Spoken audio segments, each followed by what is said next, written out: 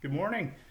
I'm Mr. Dr. Long, and welcome back to English 3327 Masterpieces of British Literature 1.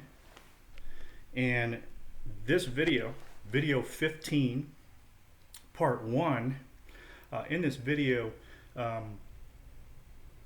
in this two-part video, what I'm going to be doing is going over the notion of the form of a poem and how the form of the poem relates to the content of the poem. What I mean by form is the oral or the sound pattern of the poem, the visual pattern of the poem, and how that form connects and possibly reinforces what the poet is saying in terms of the content.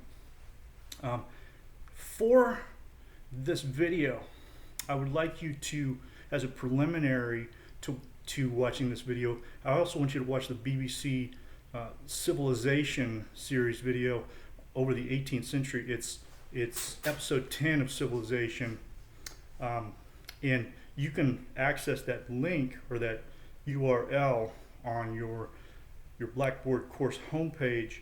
You'll need to cut and paste that URL into a new window in order to access that video. It will not link directly from the Blackboard website.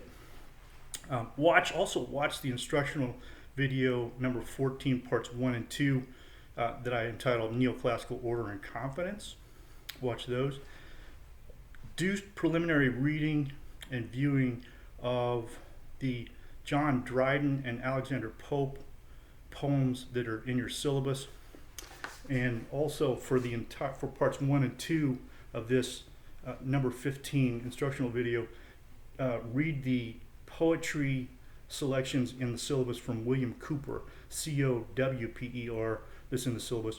I've also added one more poem that shouldn't be too much longer to read by Samuel Taylor Coleridge called Frost at Midnight. This is a poem that was written beyond the 18th century, but I wanted you to get a sense of the trajectory of the 18th century going into the 19th century, and Cowper laying the groundwork or being a part of the Romantic poetry movement that Coleridge was in the 19th century. I wanted to give you a sense of that trajectory. This video focuses on the theme of how the form of poetry subtly reinforces its content.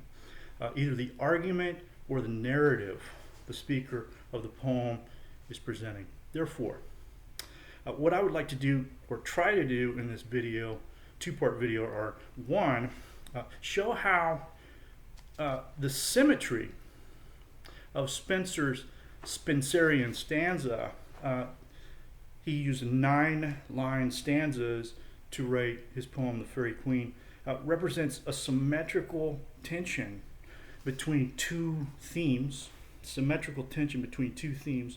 In the first 8 iambic tetrameter lines, and how the themes presented in those 8 iambic tetrameter lines are resolved by a culminating sentence, a culminating Alexandrine line. The other 8 lines are 5-foot iambic lines, and the Alexandrine culminating line is 6 lines. And the last syllable of the Alexandrine line rhymes with the last line of those 8 tetramic lines. So it ends in kind of a heroic couplet, but kind of not. Because one of those lines is 5 stress feet, and the other one is 6 stress feet. I wanted to show how the structure of the Spenserian stanza reflects larger structures, meaning structures, within the totality of this really massive poem. Number 2, I want to offer one answer to the question, why does the heroic couplet, the metrical form, work so well as a mock epic in a poem like Dryden's Mac Flecknoe, but would not work for a serious or sincere epic, something like Milton's Paradise Lost? For this first part video of video 15, part 1, I want to take a look at those two questions.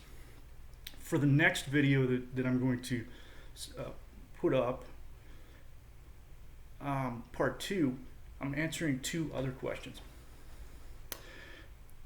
I want to offer a possible answer to the question, how does Alexander Pope successfully identify certain consistencies in human nature when he's recommending how poets should make the sounds of their words and their lines match what those lines are communicating in his poem, An Essay on Criticism. Okay? And finally, I want to make a case for how the neoclassical confidence in the symmetry and order of nature and the confidence that rational humans can know, understand, and control nature, how did that give way to a backlash against a confidence in enlightened human reason? Thus establishing some of the conditions that would lead to a very powerful literary and artistic movement in the 19th century, mainly in the 19th century, that we now refer to as Romanticism.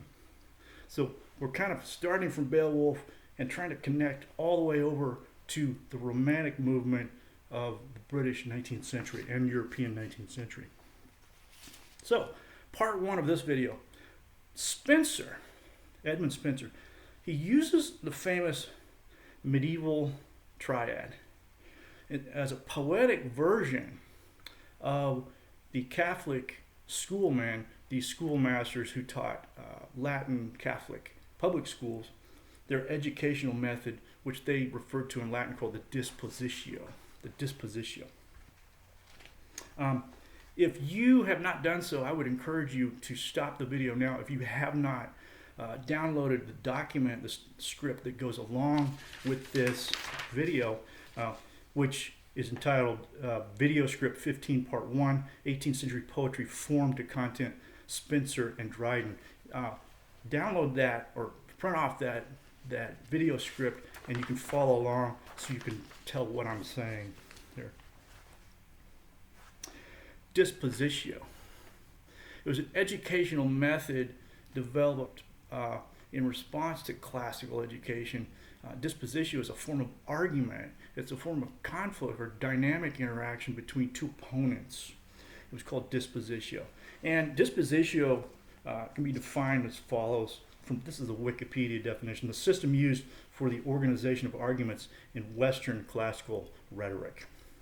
The word is Latin and can be translated as, quote, organization or arrangement. Okay. And I would argue that Spenser's stanzas give us a narrative version of dispositio. What we have, and I'm trying to demonstrate, I demonstrated this in video 14, part 2. The Spenserian stanza of the Fairy Queen splits the first 8 lines into an A-B rhyme scheme for the first 4 lines, and then a B-C rhyme scheme for the 5th through 8th lines. Notice that the B rhyme element in the first 4 is echoed again, repeated again in the second 4 lines.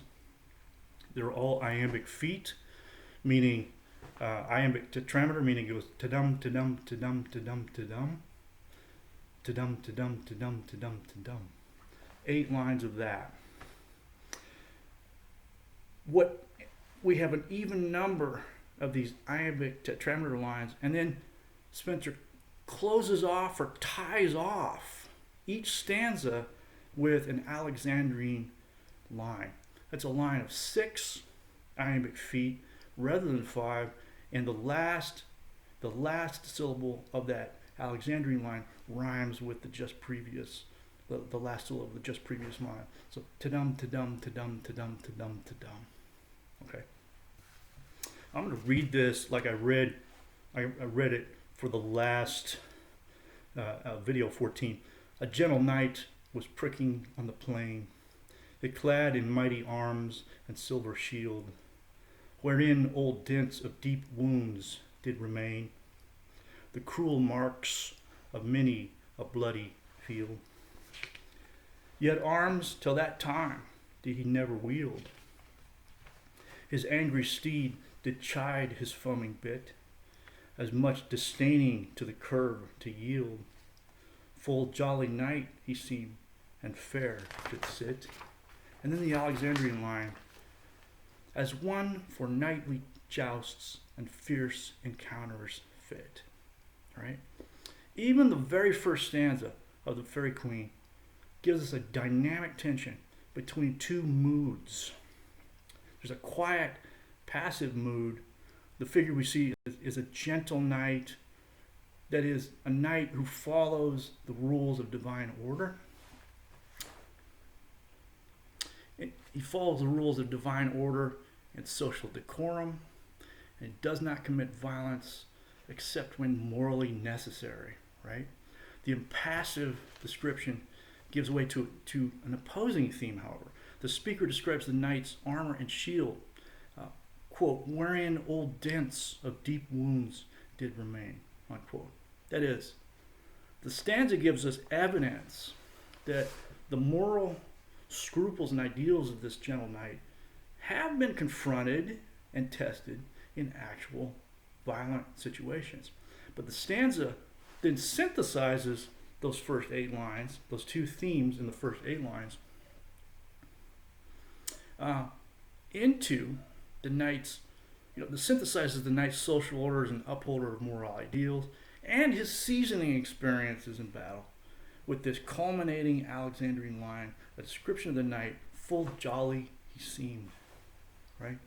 The Norton editors translate jolly. We should always pay close attention to that, because they're probably glossing those words because we assume we know what they mean. Jolly means something far different now than it did then. Jolly would mean gallant.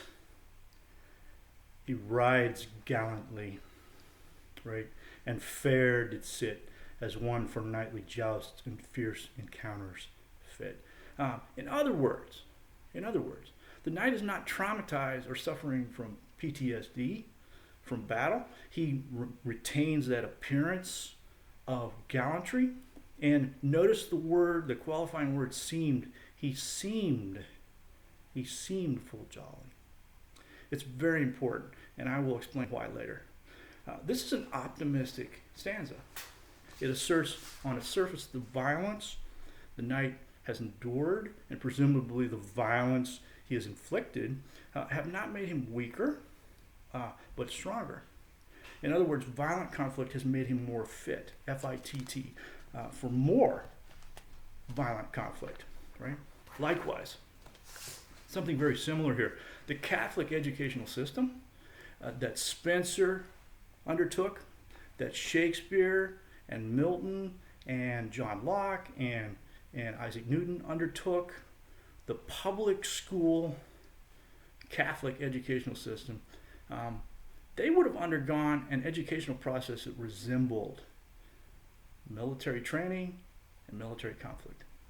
It was intended to sort of echo that system. Students were taught to work out arguments or theses, like Luther's 95 theses, and other students, or the same students, will work out counter arguments to those theses, right? That's where we get the word antithesis, antithesis, against their fellow students, and they would do public battle. They would have debates with one another over these theses. So in the very masculine Roman Latin tradition, intellectual training mirrored military training, and violent conflict was believed to make the disputants stronger and, quote, more fit, just like this knight in the opening stanza of the Faerie Queene. But the knight we first see ambiguously represents more than just a human person in the whole scope of Spenser's poem. Spenser calls him the Red Cross Knight, and his allegorical identity, this is a large allegory, and his allegorical counter persona or counter identity is holiness. He represents holiness. That is, we are expected to equate the Red Cross Knight with the virtue of holiness. So riding with the Red Cross Knight in this poem, in this first book, in first canto, is a beautiful woman on a white donkey, who we later learn her name is Una. It sounds very similar. It's a feminine version of the Spanish word uno, right? Una. For number one, her name's resemblance to the number one clues us into her allegorical identity as truth with a capital T, i.e. there is only one truth, Una. In their travels, depicted in Canto 1 of the Fairy Queen, holiness and this one truth confront two different opponents. Error is depicted as a monster that is half woman and half serpent, or half dragon, and she's presented as spawning large broods of monsters, little monsters that feed on her. And after the Red Cross Knight kills her brood, all her children consume her body. But when she's stabbed by the Red Cross Knight in battle, this black bile comes spewing out of her, along with lots of manuscripts, paper manuscripts. And this was intended as a representation of the Catholic Church and their publication of pamphlets or propaganda by the Catholic Church. Error. They create error. They create an error in judgment and perception, right? This is an attack on the Catholic Church. It was viewed by its Protestant readers, the Catholic Church, as committing multiple errors of judgment and belief. The second opponent that the Red Cross Knight and Una confront is we are told at the beginning of the canto, is hypocrisy. This is an arch villain who also goes by the name of Archimago, and Archimago is presenting himself as a hermit in a hermitage, a Catholic devotee to his faith who lives alone, isolated in prayer. So he's presenting himself as very pious, when in fact he's something very different than that. Archimago, the name suggests, on one hand, arch villain, the way it's spelled, arch villain, and also the architect of error. It suggests those two things at the same time, those two references. The Red Cross Knight defeats error, but is duped by hypocrisy or Archimago. What Archimago does, he's a sorcerer. What he does is he creates a spell, or he casts a spell to create a dream about Una. Una is accompanying Red Cross Knight on this journey. He creates a facsimile or an avatar of Una that is both sexually promiscuous towards the Red Cross Knight and also unfaithful to him. So she attempts to seduce him, this avatar of Una, or representation of Una, and he also catches her being unfaithful to him as well. So he, in his confusion, he wakes up and apparently he can't tell the difference between dream and reality. In a sort of jealous fit, he leaves truth. The apparition that looks like Una comes to be known as, or called, Duessa, as sort of this counter Una later in the poem. Duessa versus Una. Duessa suggesting dual, or two truths, or multiple truths, or a way of counterfeiting reality, right? He abandons Una, and thus holiness abandons his reliance on the one truth, okay? We should understand this to mean that holiness, the virtue of holiness, is not a complete virtue without loyalty or adherence to truth, okay? This is very important. Just because you're called a name in this poem doesn't mean you've achieved that virtue. It means something very different. It's crucial to remember this. They are not, the virtue that they represent, they're not representing that virtue whole and perfect. Spenser presents, rather, a character who is the potential of holiness in the Red Cross Knight. What we witness is the apprenticeship, whereby potential holiness is realized through the course of the series of trials that temper, challenge, they season an incomplete person, right? Into a whole person, an incomplete virtue into a complete or completed virtue. Spenser's own professed, quote, general end or goal for the Fairy Queen in a letter that he wrote to Sir Walter Raleigh could easily serve as a purpose statement for many Catholic public schools. He said, my goal or my end is, quote, to fashion a gentleman or noble person in virtuous and gentle discipline. To fashion a gentleman of noble person in virtuous and gentle discipline. Education, then, was an apprenticeship through which an unschooled boy is fashioned and forged into a noble person through the fire of challenges, conflict. Fairy Queen could be viewed as a much more pleasant form of education. How we learn to become a noble person without having to go through the beatings of the schoolmasters in the public schools. It's a much easier, more pleasant way to learn the virtues of becoming a noble person. The totality of the entire poem, The Fairy Queen, is immense. Okay, Spenser completed the poem in 6 books. You've read the first 2 cantos of the first book, right? And each of the books consists of 12 different cantos of between 40 and 60 stanzas. My Penguin edition of The Fairy Queen, book 6 ends at about page 1039. It's a very long poem. Okay. Each book represents the allegorical acquiring of a different virtue. We should assume that Spenser saw all 6 of these different virtues portrayed in the 6 books as necessary for the potential of a fully noble person. Holiness, temperance, and chastity for the first 3 books of the Fairy Queen, and then friendship, justice, and courtesy for the last 3.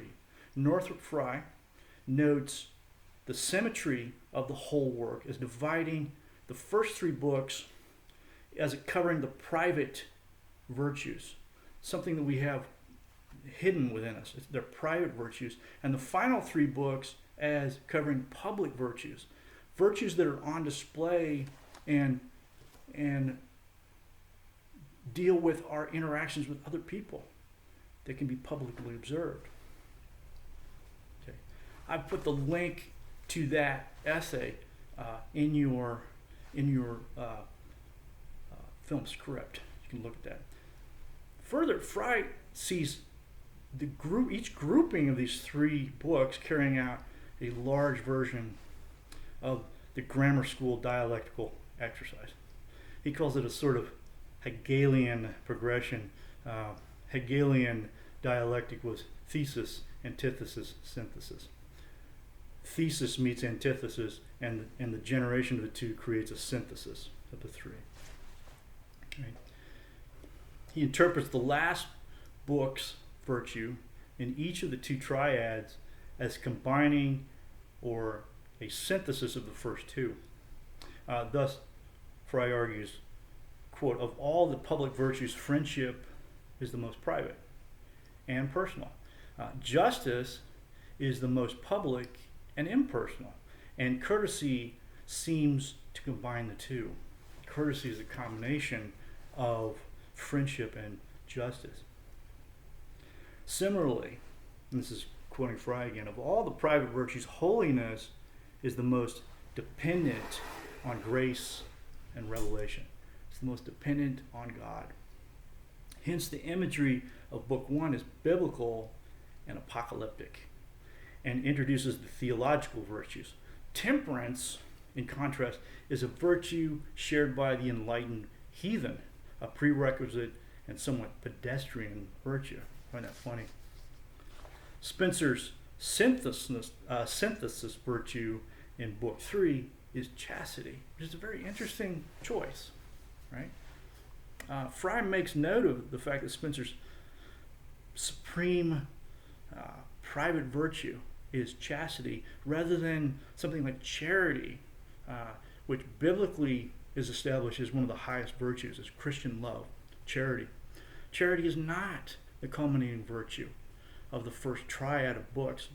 Fry argues that charity does not fit the scheme of the Faerie Queene because for Spenser, I'm quoting here, for Spenser, charity would primarily mean not man's love for God, but God's love for man. And think about that for a second. I think of charity as something that I could practice towards other people. Fry argues that charity would not represent my actions towards other people, that charity would represent God's perfect love for God's creatures. Right? The Faerie Queene, in other words, focuses on what humans can achieve through heroic belief and action, not on what they may receive as divine gifts. Okay. Part 2. I'm switching gears here. Going to John Dryden. Why does the heroic couplet metrical form work so well for a mock epic poem like Dryden's Mac Flecknoe, but would not work for a serious or sincere epic poem like Milton's Paradise Lost? Okay.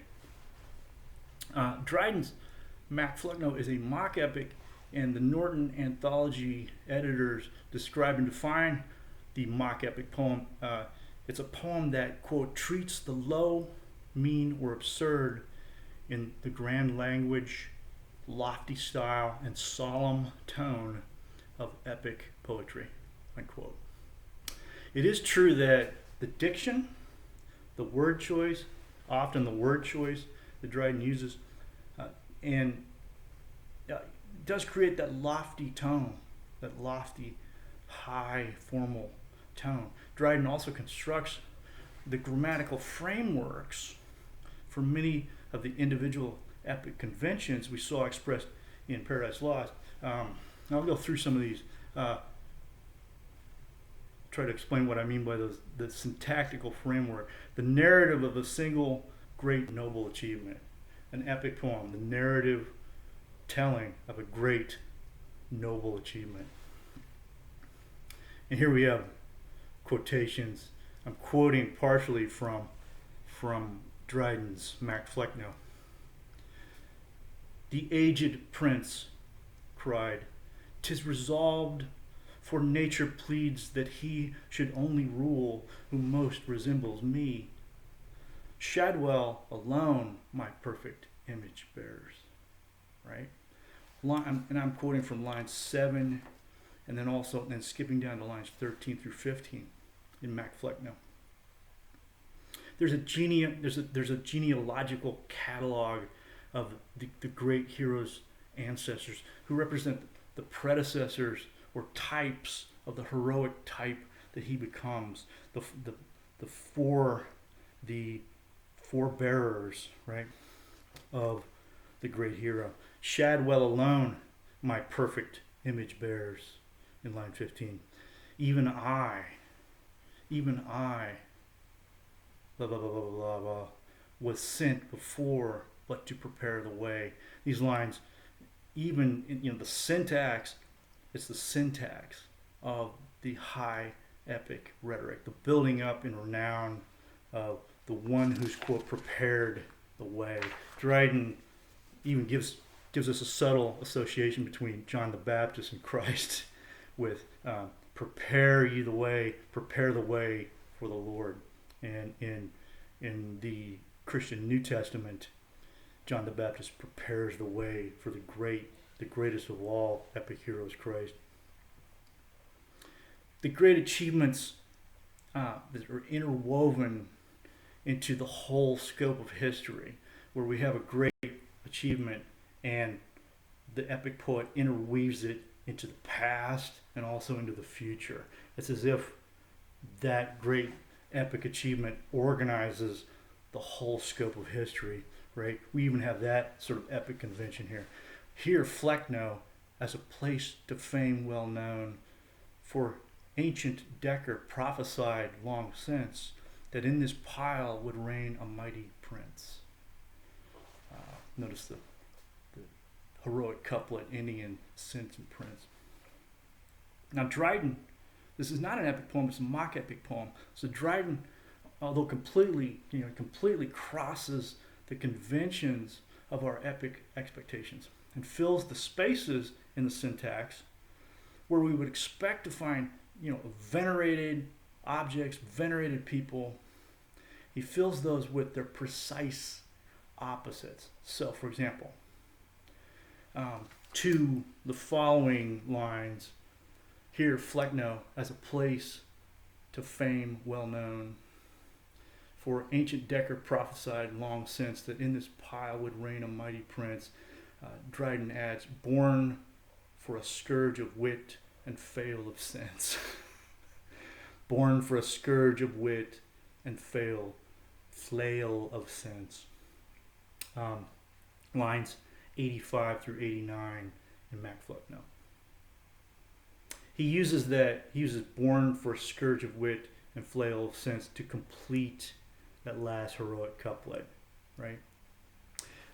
To the lines, 'tis resolved for nature pleads that he should only rule, who most resemble me, Shadwell alone my perfect image bears. Dryden adds, mature in dullness from his tender years. If this were an epic poem, what we would find is mature is something the opposite of something that's the opposite or of dullness. Mature in wisdom, mature in puissance, mature in martial power or strength, puissance, mature in wisdom from his tender years. He is expected to have achieved been very precocious in his abilities at a very young age. Dryden gives us exactly the opposite of what we would expect to find in an epic poetry convention. Dryden fills in the epic syntax of even I, a person, blah, blah, blah, blah, blah, was sent before but to prepare the way. We would expect to find a magnification of the predecessor's power, strength, leadership ability, charisma. Instead, we get even I, a dunce of more renown than they, these other dunces, was sent before but to prepare the way. Even I, a dunce of more renown than they, was sent before but to prepare the way. Lines 31 through 32. The heroic couplet rhyme scheme and meter, combined with the use of the syntax, the grammatical containers of epic conventions, allow Dryden to play on his readers' conditioned expectations. Their expectations that the end of the next line will rhyme with this one. But also that in the high style of epic language and in the normal sequence of epic elements in the narrative that we would expect, I should expect to read about X, Y, and Z. Instead, I'm getting the opposite of X, Y, and Z. And I would compare this to what modern stand-up comedians do on stage. Dryden uses his readers' expectations to build the setup for his punchlines.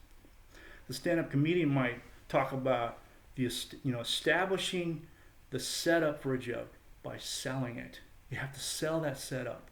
You have to really persuade the audience that you are being completely serious, that your tone of voice, you're talking very seriously about a subject matter, and you get your audience members moving along together in a straight line in the same direction, and then the comedian surprises them by introducing this new statement that knocks them completely in a different direction, right?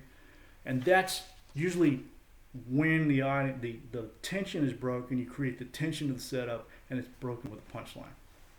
All right.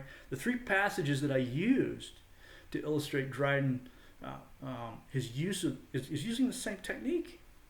He's establishing a tension by playing on the epic and the oral, the sound sense expectations of his audience members, and play and then cross up one of those while meeting the other's expectations. We know that there's going to be a rhyme at the end, okay, but it's something we expect and also something that we don't expect at the same time. There's a combination of those two things. So that leaves us with the question that I sort of began with: why wouldn't Milton use heroic couplets for Paradise Lost? Okay, and one answer I would like to explore connects back to a previous instruction video, the neat containment expressed by heroic couplets. Okay, these are balanced. They're balanced into two parts very neatly, and often they end with a period or they end with a piece of punctuation where there's a natural pause in the line. The heroic couplet allows the writer to express every idea as something that can be tied up and tied off very neatly in complete clauses, and consists of neatly shaped phrases and component clauses, right? It conveys to the speaker or the implied, it conveys the sense of a speaker in the poem or the implied author. And what I mean by implied author is, when we talk about Mac Flecknoe, the implied author would be John Dryden, communicating either an extreme level of self-confidence or lampooning a speaker, making fun of a speaker with extreme self-confidence. Okay, to presume the ability to tie off every idea so neatly and so concisely, it either suggests a speaker who has it all supremely figured out, or who wishes to make fun of anyone presuming to have it all figured out, right? The heroic couplet. It's a poetic form that conveys either a mock sense of confidence or actual confidence. And Dryden and Pope were so good at the heroic couplet, they could convey a sense of themselves as being very powerfully confident, as having everything figured out, because everything was so neat and clean and tidy and tied up in those neat little packages. I think for that reason, it's hard to imagine that Milton, who at the beginning of Paradise Lost is actually informing us with complete seriousness that his aim is to, quote, justify the ways of God to man. He may not have wanted to add even more pressure on himself by writing it all in heroic couplets. And if he was going to make his task look even easier by writing it in heroic couplets, he might be inviting a lot of very negative reaction. In other words, justifying the ways of God to man is an easy enough task to botch.